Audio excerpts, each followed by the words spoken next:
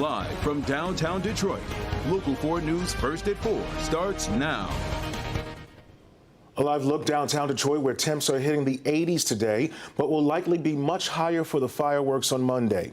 Here's Dr. McGeorge with more advice on staying ahead of that heat. But before we get to him, I want to let you know we are looking at the possibility of a lot of things going on right now. Absolutely. I know in addition to the heat coming up, you're also taking a look at the potential for storms again tonight. Yeah, we could do a repeat of last night into tonight. A few thunderstorms possible, but the bigger headline is the heat that's on the way starting tomorrow because of where temperatures are going to soar. We have declared a forewarned weather alert starting tomorrow on Saturday, going all the way through Tuesday, as we could have at least 4 days of heat index values anywhere from 97 to upwards of 103 degrees for what it feels like outside. With the impending extreme heat, the National Weather Service has now issued a heat advisory for all of southeastern Michigan from 2 p.m. Saturday afternoon until 8 a.m. Sunday morning. Our extreme heat watch will continue from 8 a.m. Sunday all the way through 8 a.m. Tuesday, as this more than likely will be a day before change to either a heat advisory again or an extreme heat warning based on where temperatures and heat index values are going to go. Exact Track 40 radar here. A few isolated showers or thunderstorms, a bigger complex well over toward Essex and Windsor and Ontario. Outside of that, just a few showers, but much like we saw last night, we're going to hold on to a few thunderstorms heading into the evening hours tonight. 76 degrees here in Detroit. Once you factor in the humidity, still feeling like the upper 70s as you're heading outside this afternoon. We'll keep the option open for an isolated shower or thunderstorm into the mid to possibly late evening hours tonight. Although we will remain warm and humid, we're down into the low 70s by the time we get to midnight tonight. Much more on the storm threat tonight than once again tomorrow morning and the extreme heat that's on the way. Details in your full forewarned forecast coming up in just a few minutes. All right, Brian, we'll see you in a few. Now, we know some people will be venturing outside even in that extreme heat. Dr. Frank McGeorge has this advice if you're planning anything outdoors.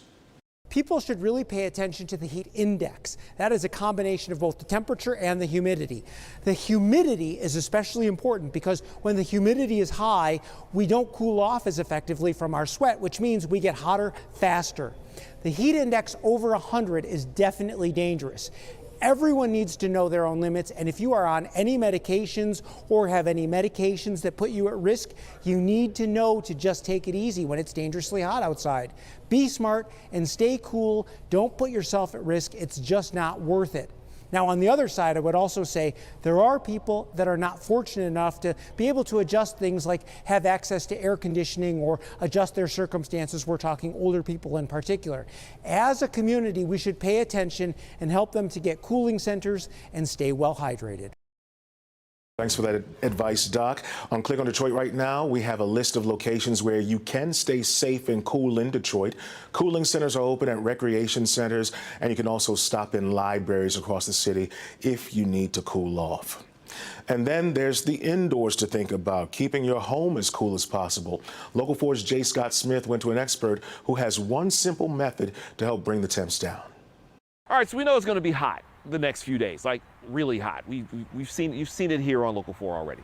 So you're probably trying to figure out how to stay cool over the next few days as we get our first heat wave of the summer. Joined today by Adam Helfman, Mr. Hire It Done himself, and we're going to be going through his wonderful home to learn how you can actually stay cool during this heat wave. So if you want to reduce the temperature going up in your house and keep it at a good temperature as long as possible, the first thing I tell people is if you have blinds, keep the blinds closed because solar heat gain comes through the windows and you really want to prevent that. And when you have your blinds closed, you can see I'm closing them here, what happens is it becomes another barrier for the heat to take longer to get into your house. And if you have air conditioning inside your house, it keeps the air cooler longer. So absolutely keep these shut, especially during the day.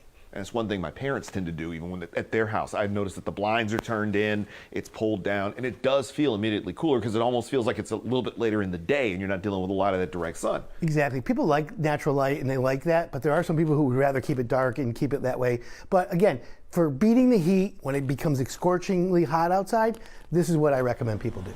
Now, coming up at 5, we'll have more from Adam about the tips you need to know next week to keep your home cool during that massive heat wave, including you might want to wait to put that load of laundry into the dryer.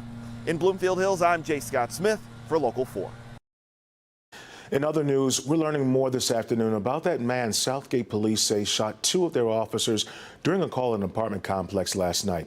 Now, police tracked down and arrested 20-year-old Jeremiah Kemp after an hours-long search. Noel Friel is live with more on the charges he's now facing and this young man's criminal record. Well, Damon, Kemp is now facing 2 counts of felony assault after that shooting. Police say that he opened fire on officers before jumping out of a second-story window here at Village at the Park Apartments. His criminal record shows a history of arrests, including an arrest for misdemeanor assault in 2021, an arrest for misdemeanor burglary and obstructing police in 2024, and an arrest for misdemeanor retail fraud earlier this year. Neighbors living nearby say they were stunned to learn what had happened. They were on lockdown for hours while police combed through the area. A lot of little kids around here, and a lot of people might have had their windows open. He could have gotten to anybody's house, so I was kind of concerned about that because I made sure to lock my doors and made sure all the windows were closed. We'll have more on the next steps in this case coming up tonight at 5, live in Southgate. Noel Friel, Local 4. all right, Noel, thank you for staying on top of this. Well, right now, details are emerging about a major data breach involving billions of passwords. According to reports by Forbes and Cyber News, this involves passwords used to access Apple, Facebook, Google, and some other sites. The number of compromised login credentials could be as high as 16 billion. Now, this wasn't a one-time event. Rather, it's been happening since the start of this year across about 30 different databases. Some companies like Google are urging their users to switch to more secure passkeys, but as of now, there's no way to check to see if your passwords are among those exposed. There's been a wave of new attacks between Israel and Iran as President Trump considers whether to bring the U.S. military into that conflict. Missile strikes from Israel did damage in western Iran, and Iranian missiles hit the southern Israeli city of Beersheba. In a UN Security Council session today, Israel's ambassador said his country will not stop its attacks on Iran until, his words, Iran's nuclear threat is dismantled. Now, President Trump is considering a U.S. military strike against Iran's nuclear sites, saying he'll make a decision within the next 2 weeks. Well, that's sparking a lot of discussion on whether the president should be able to order such a strike on his own. Michigan Congresswoman Debbie Dingell says whatever happens, it can't solely be the president's decision.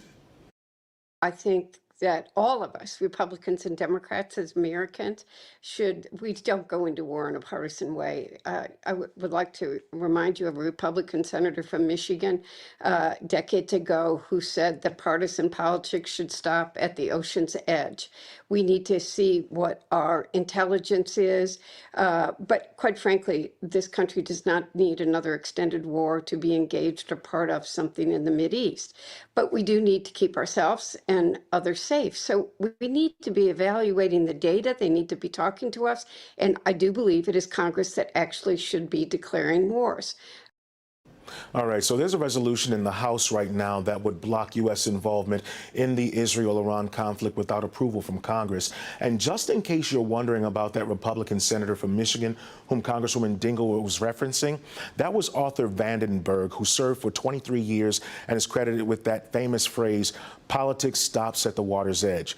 He said that back in 1945 while working to build cooperation with the Truman administration around the end of World War II. And that's just a bit of Michigan history for you right there.